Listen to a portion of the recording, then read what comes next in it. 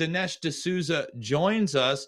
And Dinesh, from what I've seen in this trailer, you're really taking us through the fact that in a post 9/11 world, our own justice and intelligence department have now been honed in on American citizens. This is true, and it's a bitter irony that the police powers that many of us, me included, helped to give to the U.S. government with the intention that they would focus on foreign terrorists.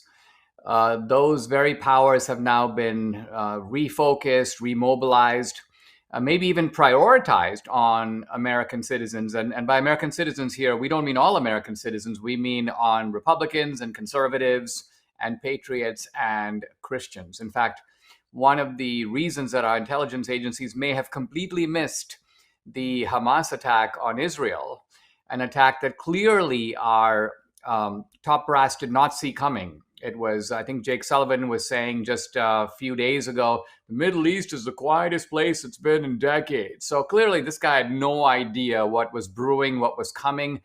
And I think it's because our CIA, our DHS, our FBI are chasing grandmothers who went into the Capitol for 10 minutes on January 6th. They're looking at mothers who go to school board meetings. So this is a twisted sense of priorities on the part of the U.S. government. And as you can see, it has consequences. Now, this has been incrementally going on, but ramped up really in a way never before, especially during the COVID 1984 nightmare, where we saw an outward emergence of the media industrial complex with the military industrial complex on what you could say in the public square on social media. And really, at the same time, we saw the Justice Department mobilizing against January 6thers. Yeah, I think that COVID and January 6th were both deployed in order to justify the suppression and limitation of civil liberties that otherwise Americans would have never agreed to relinquish. So censorship, for example, started really under COVID. You can't put out misinformation or disinformation. And then the censorship was ramped up after January 6th.